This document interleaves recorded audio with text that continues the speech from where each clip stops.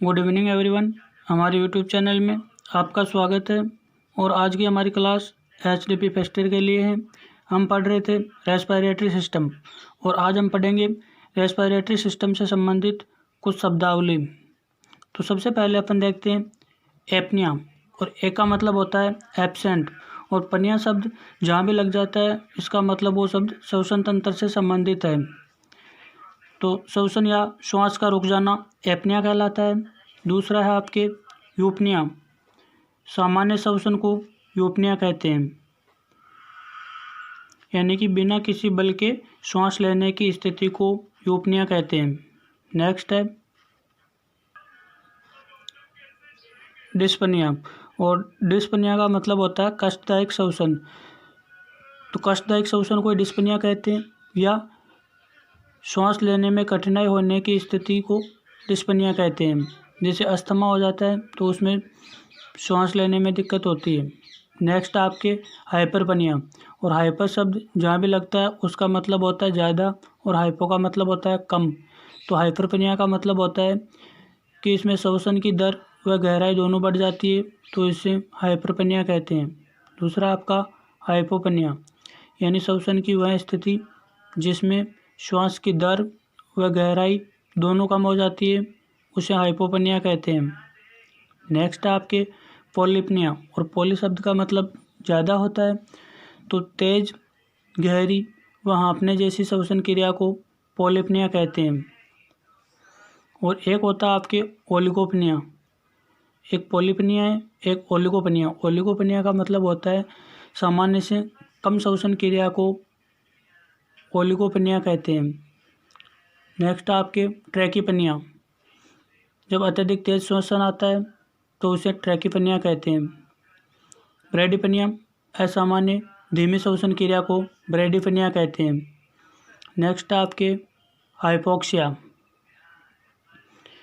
Hypoxia का मतलब होता है कि जब शरीर के ऊतकों में ऑक्सीजन की कमी हो जाती है तो उस स्थिति को हाइपोक्सिया कहते हैं। हाइपो का मतलब कम है और ऑक्सिया का मतलब ऑक्सीजन, यानी जब शरीर के ऊतकों में ऑक्सीजन की कमी हो जाती है तो उस स्थिति को हाइपोक्सिया कहते हैं।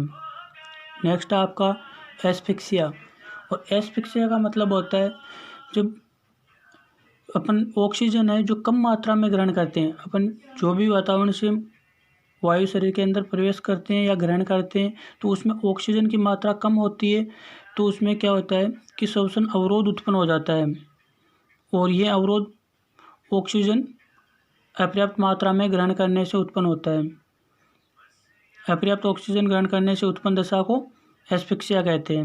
नेक्स्ट आपका न्यूमोनिया। न्यूमोनिया का मतलब ये होता है कि जीवाणु, विषाणु या किसी रासायनिक पदार्थों के कारण फेफड़ों में सूजन आ जाती है और न्यूमोनिया हो जाता है, जिसमें पशु को सांस लेने में दिक्कत होती है और खांसी आती है।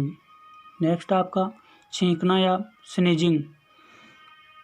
तो ये एक श्वसन संबंधित रक्षात्मक प्रतिवर्त क्रिया है, जिसमें जब कोई इरिटेंट पदार्थ श्वसन मार्ग से बाहर निकाल दिया जाता है, यानी जब भी श्वसन मार्ग के संपर्क में कोई जलन पैदा करने वाला या एलर्जी पैदा करने वाला पदार्थ संपर्क में आता है तो उसको छींक के माध्यम से शरीर से बाहर निकाला जाता है।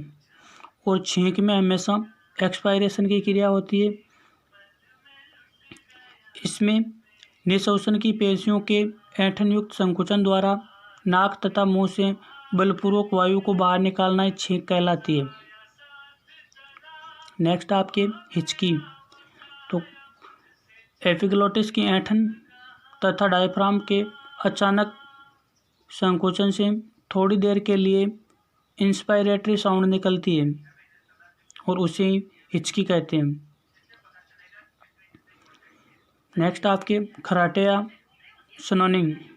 तो सॉफ्ट प्लेट व यूबुला में कंपन होने के कारण सोते समय हॉर्न वाली रफ व स्वरयुक्त श्वसन क्रिया को खराटे कहते हैं। तो ये आपके श्वसन तंत्र से संबंधित जो भी चैप्टर था वो कंप्लीट हो गया। इससे संबंधित संपूर्ण शब्दावली अपन ने देख ली, आयतन देख ली, श्वसन की क्रियाविधि देख ली और श्वसन तंत्र के कौन कौन से अंग हैं उनके बारे में एक एक करके अपन ने पढ़ लिया है। अगर आपको हमारी क्लास अच्छी लगे तो वीडियो को लाइक और शेयर ज़रूर करें। धन्यवाद।